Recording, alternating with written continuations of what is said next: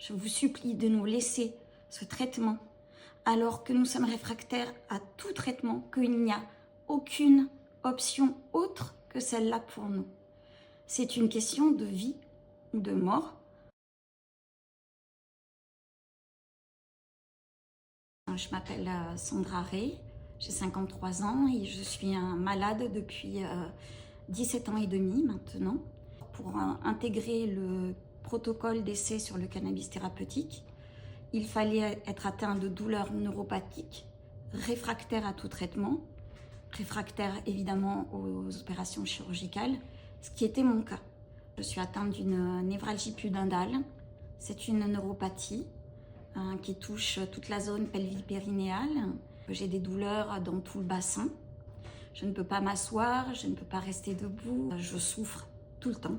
C'est dans ce cadre-là que j'étais incluse.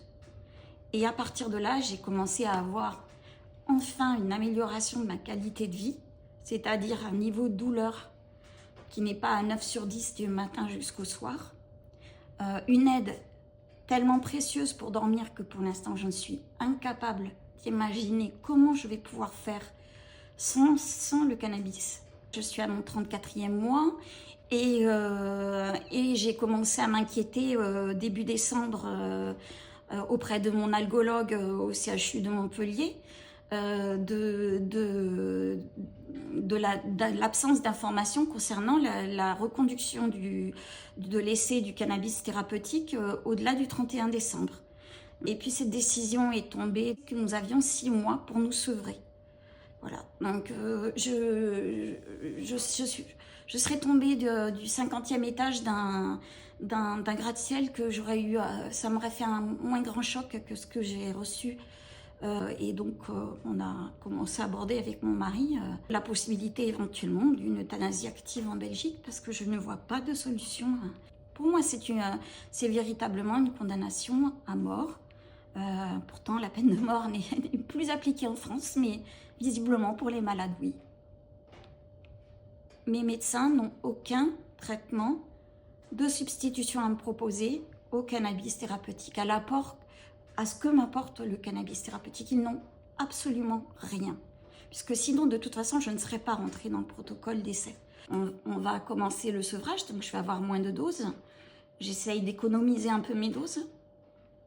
Mais après juin, qu'est-ce que je vais devenir? Je ne sais pas. Ce que je prends, ce que je viens de prendre il y a 1 heure, l'oxycodone, ça, c'est infiniment plus puissant, c'est 2 fois plus puissant que la morphine. J'en prends toute la journée. Donc, toutes les 4 semaines, je dois aller chez le médecin pour faire renouveler ces ordonnances d'oxycodone. Mais donc, ça, il n'y a aucun souci. Alors qu'on est plus proche de l'héroïne, vous voyez, en termes d'effet, que du cannabis. Le pire, c'est que ça ne me soulage pas beaucoup. Alors, j'en prends parce que de toute façon, j'ai rien d'autre. Donc, après, je prends un cocktail, c'est-à-dire que je mélange de l'ibuprofène, du doliprane, de l'oxycodone et du Lexomil.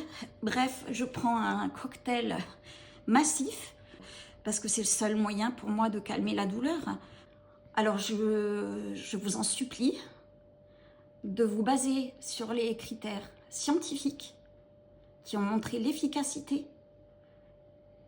avec des risques, des effets secondaires infiniment moindres que ceux des morphiniques.